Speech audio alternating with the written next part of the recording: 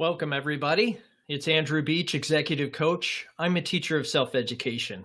I help professionals like you communicate your value to find great opportunities faster. This is Friday. It's Career Happy Hour. It's actually a holiday here in the States. So what does that really mean? That means you and I have a chance to be a little more casual today. There's some things I'd love to share, but I haven't really prepared anything in detail. I will provide some content, I suppose, that you can leverage, some ideas, some thoughts.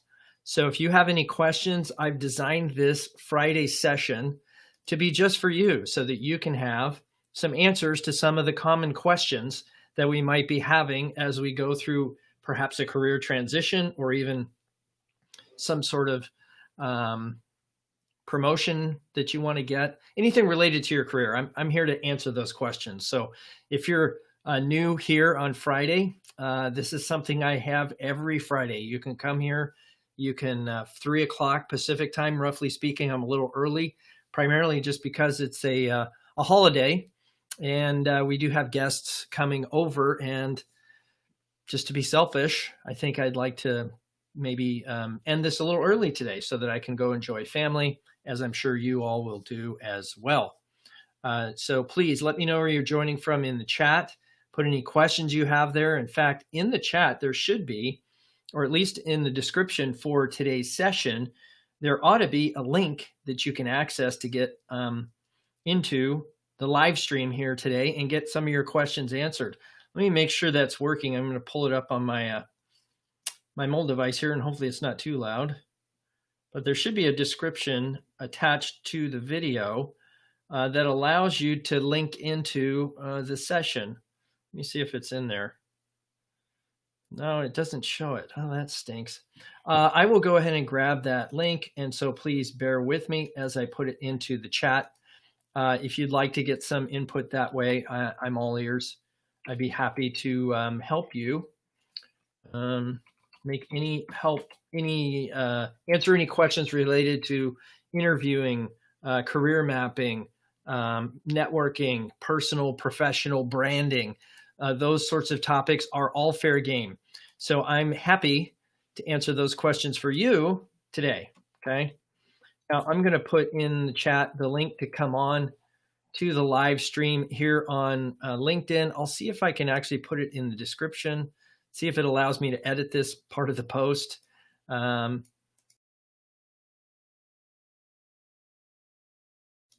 the stream, but I guess we'll find out here, right?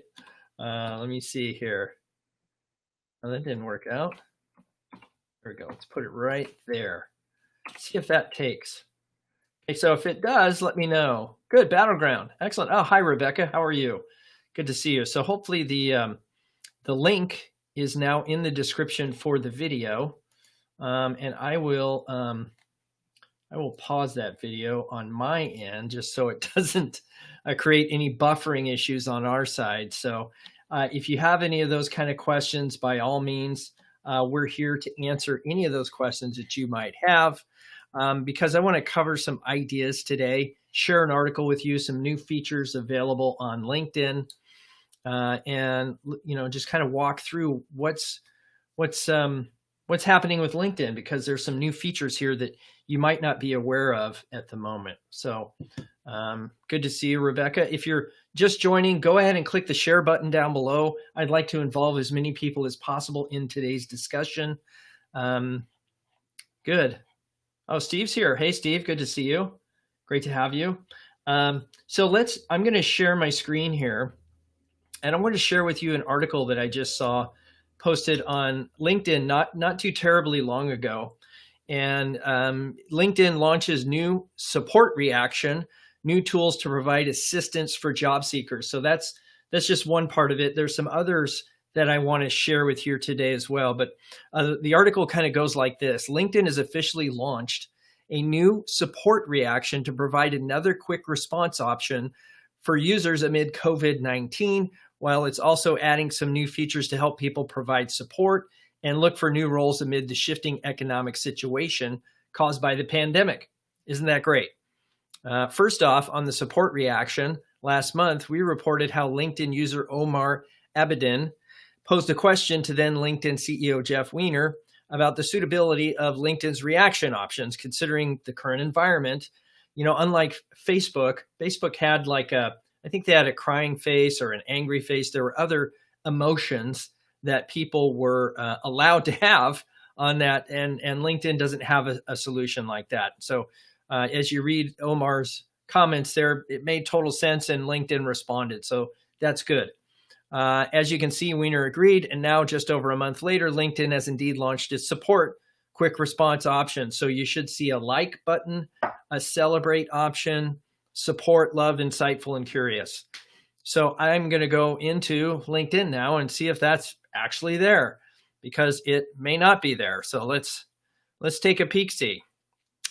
So I'm not getting that option. So maybe it hasn't rolled out to me yet, but if you have that option, I still don't see it. But it looks like they're going to add this support option here as one of the options available.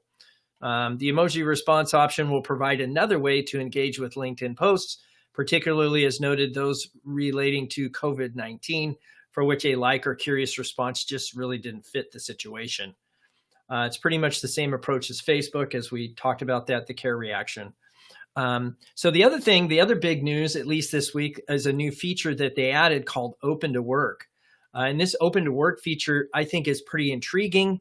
However, it's not something that I've ever advocated for candidates, folks looking for work, because they usually, normally when you're out there looking for work, people will take up space in their headline, which is this series of words underneath your name to say, I'm open to work or open to opportunities. And I gave you a challenge last week, and I wondered if you found anybody from last week's session, because last week we said, hey, just show me one person, just one person on the whole of LinkedIn that would not be open to opportunities, that would not want to take advantage of something if you came and asked them to do something for you, okay? Just one person. If you can find just one person on all of LinkedIn to do that, that would be great.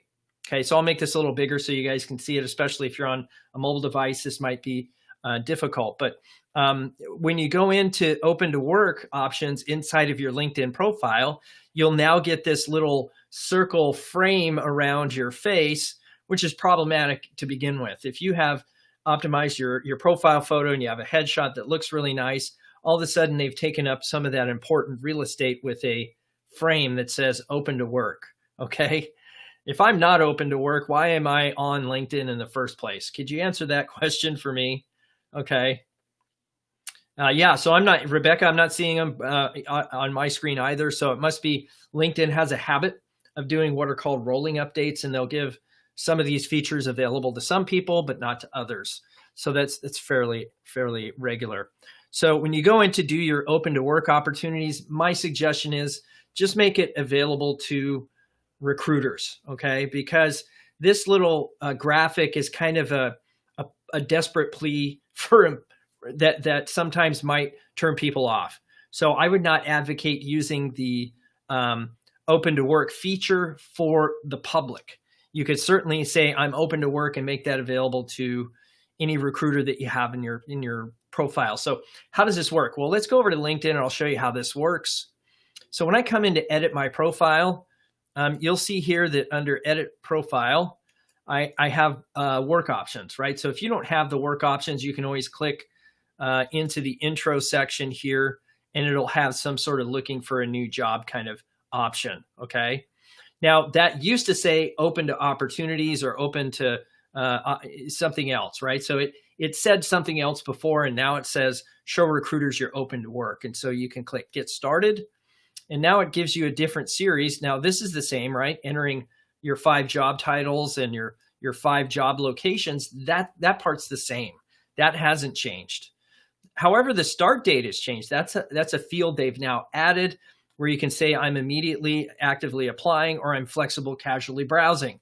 I find that interesting. LinkedIn, owned by Microsoft, is really interested in gathering your data. So how great is that they want to gather more of your data to know where you're at personally speaking, okay? So absolutely let people know your job preferences if you're looking for work. So I'm absolutely open to anybody searching for a new role to have that information on their profile.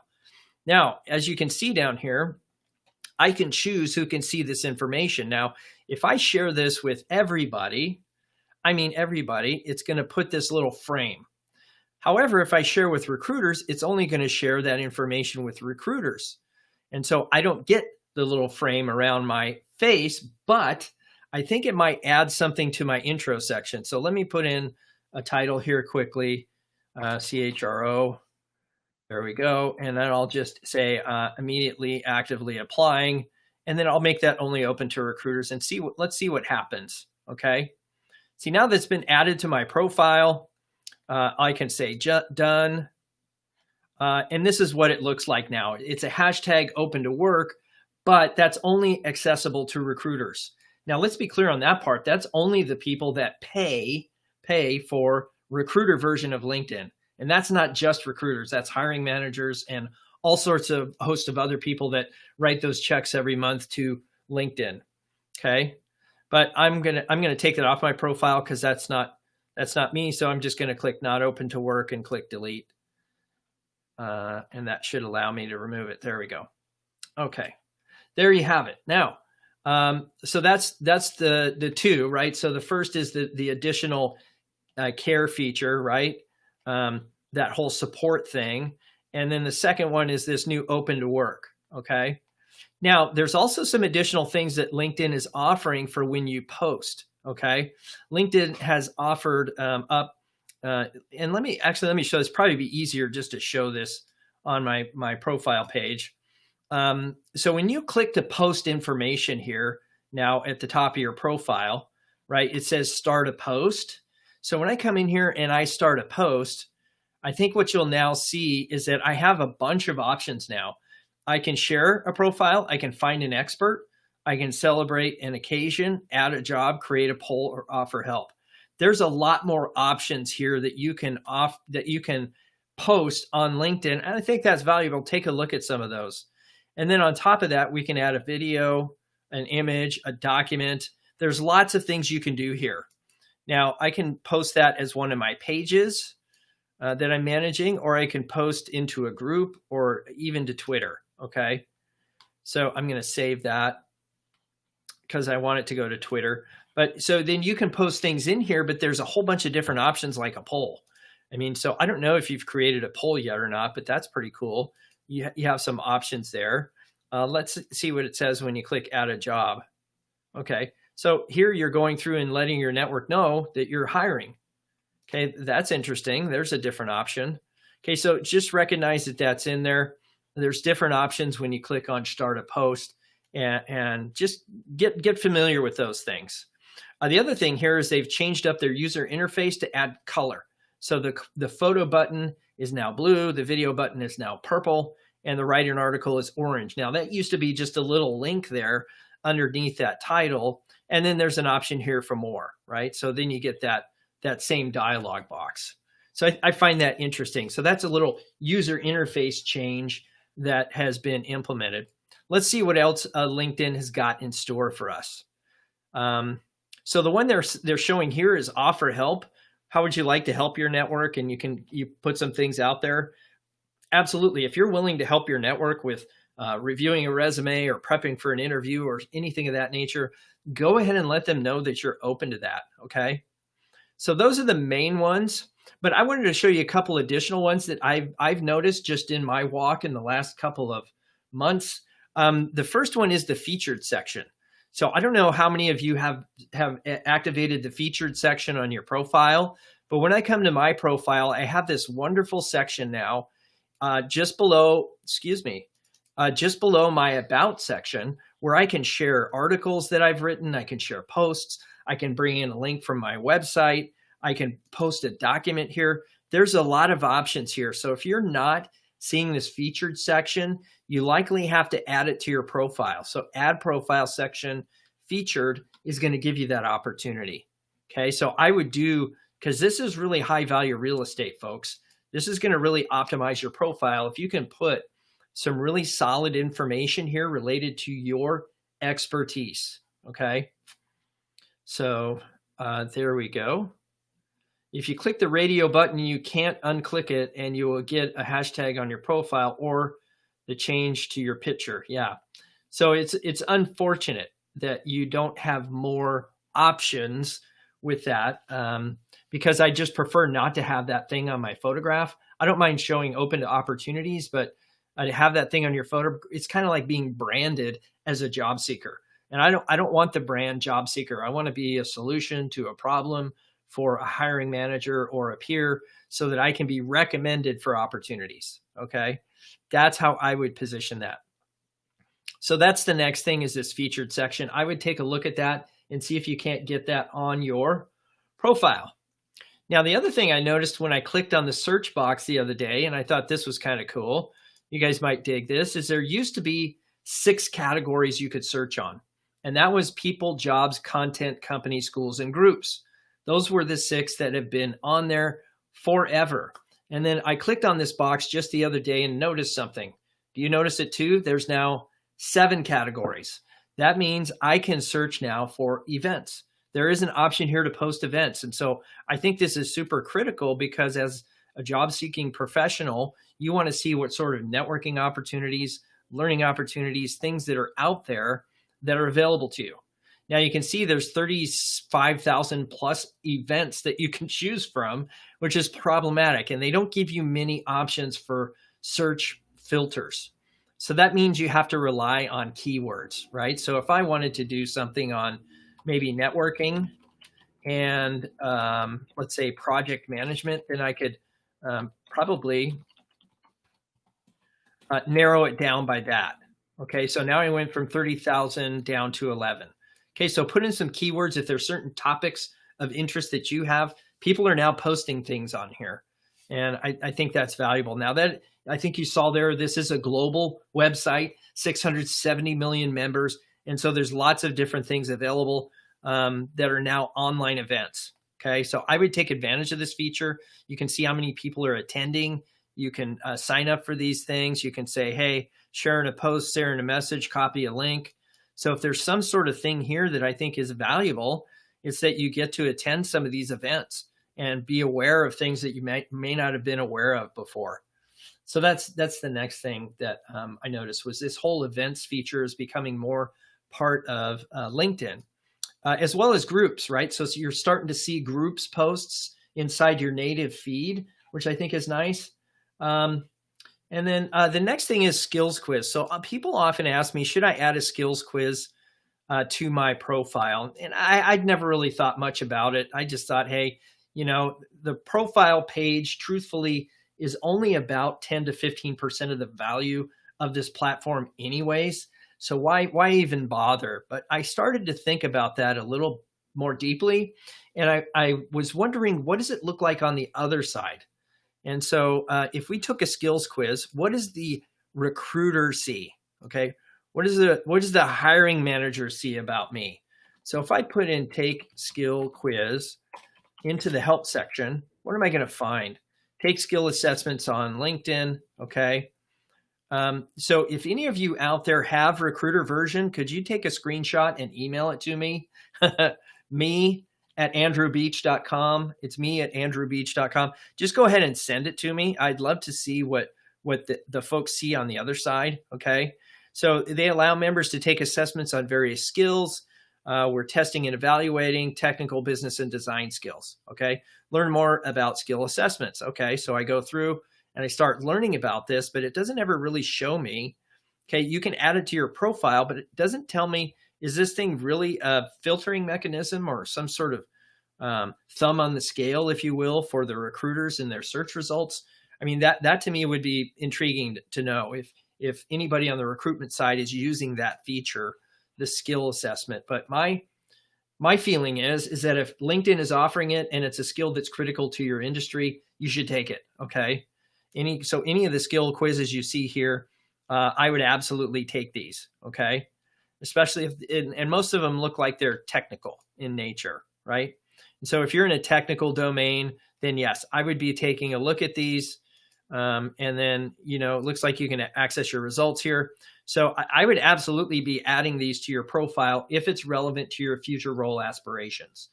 if you're just trying to skill up in something, then certainly take the LinkedIn learning courses if you have access to that. But we, at least here in Oregon, I don't know about your location, but if I'm a member of the local library, I can get access to LinkedIn Learning for free. So there's lots of ways to get it for free. You can take advantage of the free trial with LinkedIn, or look for ways. People that are veterans often get access to free service.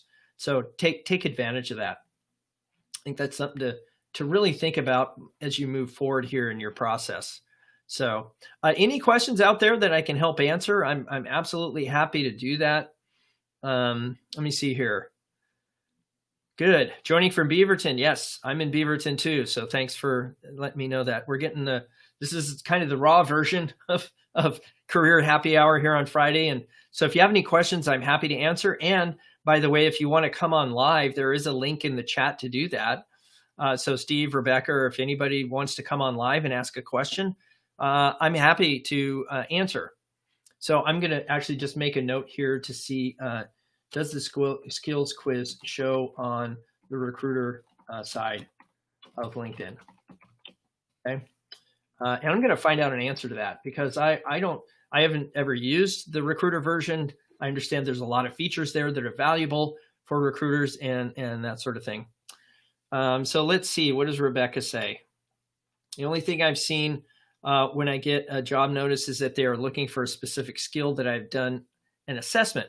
I get a notice that I have a badge in that skill for that job. Okay, so there's some sort of badge next to the skill itself on their side. So I'll see if I can find some screenshots, maybe a YouTube video, and maybe share that to my profile if you guys are interested. But good. Any other questions out there? I hope you're all having a great holiday. For those of us in the United States, this is the celebration of a holiday. And so happy Independence Day for those of us in the United States. If you have any questions, I'm happy to answer. If you want to come on live, I will put a link in the chat. If it's not already there and you can see it, you might have to scroll up a little higher to find it. I will go back to my page here and see if we can get that link back into the chat here on LinkedIn and see if there's anybody interested. Okay. Anybody interested in coming on, go ahead and do that. I'll bring you into the session and we can have a little dialogue. Okay. Let's see. How are the hands-on lab jobs working out with remote working? Are employers hiring chemists today to work remotely? That's a great question. I'm really not sure how that works, but I do know that there's some professions where they still are going to the office and have, even during the pandemic. The difference is that what they've done is they've actually staggered work, maybe done people on 3 12-hour shifts, only person working in every other desk or every other work location. So I'm sure that companies are taking steps to insulate or somehow distance their employees so they mitigate any concerns in that way. Good. Thank you for that. Happy Independence Day, Brian. Thank you for that. Good. You just posted a question. I think hopefully I just answered that question. I just know that companies at some point are going to have to, transition back to work in the workplace. So that's something that every company is going to have to mitigate the risk. If they want to stay in business, if they don't want to stay in business, then certainly there's some decisions to be made there. And we are seeing folks filing bankruptcy and or shutting their doors permanently. I think the one local here I can think of is Pier 1, just decided to close their doors. There's several restaurants that may never come back, and you see some of those restaurants closing. But yeah, so if a company is intending to stay in business, they have to mitigate the risk and do what they can to get people back to the office. Okay, good. So if you have any questions, go ahead and put those in the chat. Happy to answer. Happy to answer whatever you have. Put them in the chat. Or if you want to come on live, the link's right here. You could do that for sure.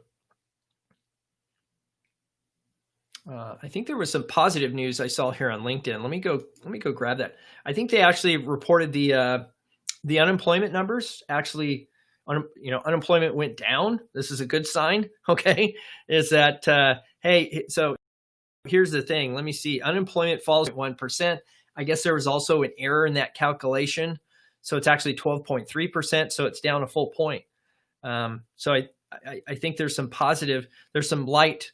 There may be light at the end of the tunnel. If anything, there might be a flashlight somewhere in the tunnel that people are turning on and finding those opportunities.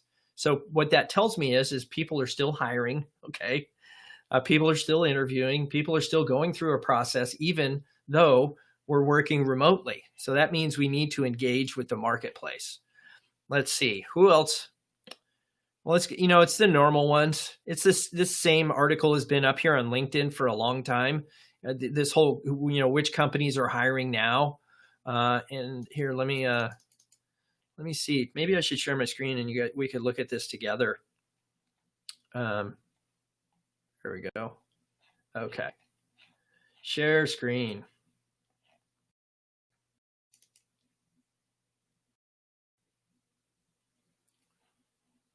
Oh, that's nice. Because my system is, I've been having issues with my computer system, but that's not anybody's problem but myself. So Robert has a question. Thank you, Robert. Appreciate that. What do you think is the most important activity a job seeker should make? Meeting people.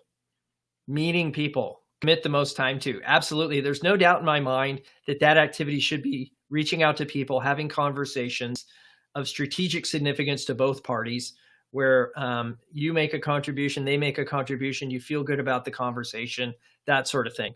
I'd probably be spending 80% of my time in that activity. It's that old 80-20 rule. So the other 20% is sharpening the saw, putting in applications, etc. Okay. Yeah, I know I had some buffering, some latency here on my side, so I apologize for that. But we'll get to Robert's question here in a little more detail in just a second. But this is some of the same things. I think this was updated 2 hours ago, but this article from LinkedIn on who's hiring right now is pretty much the same as what we had before.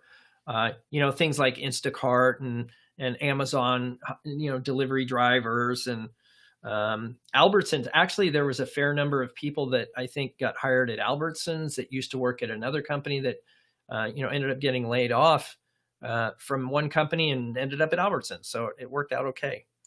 Walmart, Dollar General, FedEx, 35,000. So, I mean, these are not small numbers, folks. Lowe's, I was just at Lowe's literally a week ago trying to find help to get some lumber. And it took me literally a half an hour to find somebody to get the lumber down off of the top shelf of the rack. So that Lowe's needs people. Okay. So if you like working in the garden or around the house and you're kind of a handy person and you're just looking to make a little extra money, it might not be a bad idea to go check Lowe's out, truthfully, or companies like Lowe's where you can have that kind of interaction. But so I find that valuable. I mean, it's one of those things that LinkedIn is trying to help you. Okay. And so look at some of these things and consider it. If it's something you're interested in doing, go for it. But let's look at Robert's question here. What do you think is the most important supreme activity a job seeker should make, commit the most time to? And that by far, bar none, is networking, without a doubt. And so the one thing that I would look at is the statistics. And the statistics tell us consistently that somewhere around 85% of opportunities are found through an informal social process called networking. Okay. And I will share with you in the chat, if that's okay. The article this is done by Lou Adler a number of years ago, but it's still valid. And all the other reports I've seen since then have been the same. Okay. And that is, hey, this is how most of the jobs are found. Okay. Um, and if you're not participating in some sort of conversation about that skill which you have, not just for a job, let's be clear on that. And certainly any of you that have accessed my podcast, jobseekersradio.com is the podcast. So if you go to jobseekersradio.com, you can download, you can sign up for that, but you could also get a download called The Anatomy of a Networking Conversation. So I don't think any of us argue or dispute that networking is what we ought to be doing. We just often don't know how to do it. And one of the ways you can learn how to do it is to download that Anatomy of a Networking Conversation ebook, along with the companion audio that Scott Picard and I put together. Scott Picard Jones, excuse me, put together. So there's resources available. Okay. The other thing is I have a networking checklist that's on my website, andrewbeach.com. So that's separate, right? So you have the Anatomy of a Networking Conversation, then you have the networking checklist. So if you want to download the networking checklist, just go to my website, andrewbeach.com, and download that. It's free. Free is a very good price. So great. Hey, Erica, good to see you. Thanks for showing up here today. Let me see here. So there's another question here. If I have been featured in a picture at my previous employer, can I use that picture on my LinkedIn profile background image behind the profile picture? It's an image on safety, no proprietary info shown in that picture. Thanks. I've always found it good to ask permission and send them a notification that you're going to do it. And if they don't respond, that's on them. Okay. So if it's the type of thing that there's no intellectual property, no copyright infringement, anything of that nature, then just say, hey, I've got this picture. I'm going to use it. Let me know if you have a problem with that, if you would like me to put a copyright or a sourcing, right? If you want me to name the source of the image, then I'm happy to do that. Okay. So that's what I would suggest. But yeah, I mean, those kind of pictures are actually great for the background image if you have something that's you on the job or something related to your brand. But that's not what the profile picture is for. The profile picture is to see your mug, right? People want to see your face because they want to connect with you as a person. And I think that's logical. So let's see. Erica said, I would say it's okay if you want to be really safe. You can always clip yourself out of the background and put it on a new one to make it look different from the original. Yeah. So, I mean, I like that you, ask permission. That's the logical thing to do. And then when they say yes, you keep that documentation. Keep the documentation, because I've seen enough people get pinched or in some ways put in a bad position because they took copyright information or intellectual property. So yeah, that would be my advice. But thanks. Hey, Erica, good to see you. Now, if anybody wants to come on live and ask a question, please, by all means, join me live right now. I'm available. So if that's you, there is a link in the chat to do that. Okay. There's a link in the chat to do that. Let me see if it's in there. Did it make it in there? It's also in the description on LinkedIn. So if you go up to the top of the description, there's a link literally right under my name that I think is that restream link to come on live. So if you want to do that, go ahead. If not, I will bid you adieu, and we'll see you next Friday. And I hope you have a great Independence Day if you celebrate here in the United States. And maybe we'll see you next week. I got some guests. I think they might be showing up now. I heard somebody at the door. But I do wish you a great weekend. If you have any questions or concerns, just leave them in the chat here. Use the hashtag Career Happy Hour, and I'll answer those questions as I see them come up and get back to you. All right, folks. Hope you have a great weekend. Take care. We'll see you next week.